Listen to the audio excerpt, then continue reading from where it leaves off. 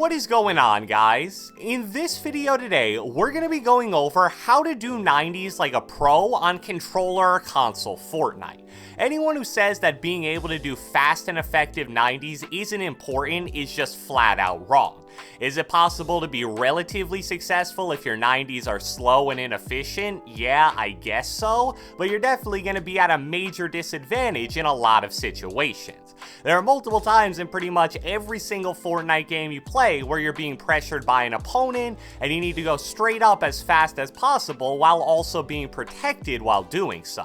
If you've ever watched a really good player play Zone Wars, realistic 1v1s, or even just normal 1v1s, odds are they're going to start almost every single round by cranking 4 to 5 90s in a row. If they do it faster than their opponent, they get high ground, which is obviously really advantageous in that situation. The interesting thing about 90s is that other than high ground retakes, there's no type of building technique in all of Fortnite with more variations. There are, no joke, probably 10 to 15 different and unique 90s that players actually use. Now, is it important to know every type of 90? No, definitely not. Much like the advanced high ground retakes, a lot of advanced 90s are more about looking cool than actually being practical and effective. Because of that, one of the purposes of this video is to share the variations that I think are the most important to know, and also give some tips along the way regarding how to do better and faster 90s in general if you play with a controller. So without further ado, let's get right into it. Alright, so the first type of 90 is probably the most common one that you'll see players doing, and because of that, it's mostly referred to as just the standard 90. Now, there are actually two different ways to do the standard 90. The first is by doing it in a clockwise direction, which is sometimes nicknamed the NA 90, and then you can also do it in a counterclockwise direction, which is known as the EU 90. So starting with clockwise, you place a ramp and then build the 4 walls for the 90 in a clockwise and sort of up to down direction. You place the first wall connected to the ramp, the second one on top of that, the third one connected either to the left or right side of the second wall, and then the fourth wall under the third one. However, after you do that 90 once, each time you do another 90 from the same spot, you'll only have to place 3 walls. And that's because the third wall you placed in the previous one will become the first wall in the next one. Kinda confusing, but trust me, that's how it is. The counterclockwise version of the standard 90 is a little more difficult in my opinion. I'm kinda trash at doing it, and apparently that's because the building path is more designed for mouse and keyboard players. It starts the same way with a ramp and the first wall connected to it, but instead of building the second wall on top of the first wall, you instead place it to either the left or right side. Then you build the third wall on top of that, and then the fourth wall connected to the side of the third one. And much like with the NA 90, although you build 4 walls the first time, each time after that you only need to build 3. Both standard 90s can be done with or without a floor, but I really recommend placing the floor and ramp instead of just the ramp, and that applies for most of these 90s as well. The next type of 90 is called the 2-wall or original EU 90. Much like with the standard 90, you start by connecting a wall to the front of your ramp, but then you don't place a wall on top of that. You instead connect a wall to the side of it and then build a wall on top of that. So the first time you do that 90, you'll place 3 walls in total, but then every subsequent time you'll only place 2. The positives of this 90 is that because you're placing 1 less wall than with the standard 90, you save a few mats, and some people find it easier or faster to do.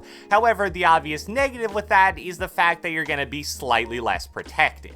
Another interesting variation of the 90 is called the no jump 90. As I'm sure you can guess based on the name, this is basically the standard 90, but if you position yourself correctly towards the left edge of your ramp, you can actually do multiple of these 90s in a row without jumping. Now, these may look really good, and you might be thinking, oh man, that's awesome, timing jumps is one of the hardest part of 90ing, so why would I not just do this method? Well, I'm not saying it's bad or anything, because I will use it in certain situations, but you have to get the timing and your body positioning pretty much perfect for it to work. If you mess that up at all, you're either going to get stuck under your ramp or blocked by your wall. The final basic type of 90 that I want to cover is called the poverty 90. This doesn't even require you to build a single wall, you just place a floor and a ramp, turn 90 degrees, and then repeat the process over and over again. Now, I don't think I need to go too in depth about this one because the positives and negatives are very obvious. Really cheap on materials and easy to build, but you're pretty much totally exposed while doing so, and also really easy to shoot out. So I'd never recommend cranking multiple of these in a row unless it's literally your only option because you're super low on mats. However, as we'll get into a little later in this video, the poverty 90 technique is actually incredibly useful when combined with a different type of 90. So now that you guys know the basic variations of the 90, let's get into some general tips and also some advanced applications. Now, jump timing and positioning is one of the most important aspects of doing multiple fast 90s in a row. Your goal is to avoid doing two things while jumping: hitting your sidewall and getting jump fatigue. If you're jumping and constantly hitting your sidewall while 90ing, it's going to slow you down, mess up your rhythm, and therefore probably mess up your piece placement as well.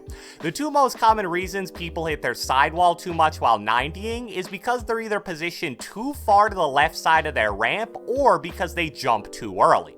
When you're running up your ramp while 90ing, you definitely want to be on the left side of that ramp, but you also don't want to be all the way to the left. The sweet spot is right around here in my experience. Now, it isn't a big deal if the side of your body is just lightly grazing the sidewall. You'll actually see that happen to me and other good players from time to time, but if it's anything more than that, it's definitely a problem that you need to correct because it's gonna hold you back. Another major aspect of doing fast and efficient 90s is avoiding getting jump fatigued while cranking multiple 90s in a row. If that happens, it's gonna slow you down a ton and make you way more likely to get blocked by your building pieces.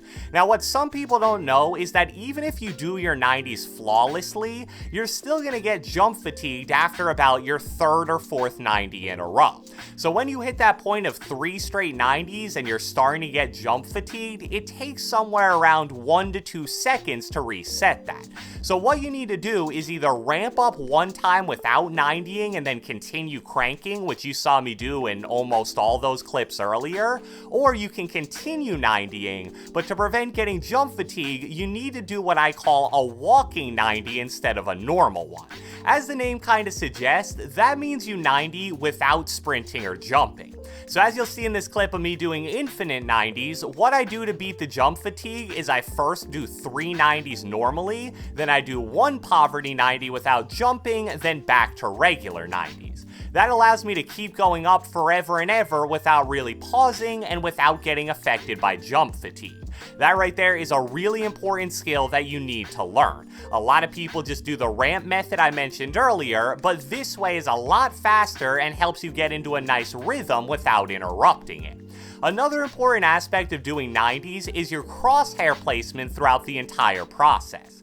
First off, in terms of height, you want to make sure your crosshair stays at right around the middle of your screen. If you let it get too high, then when you go to place your floor, you might accidentally place it on top of your head, which will ruin everything.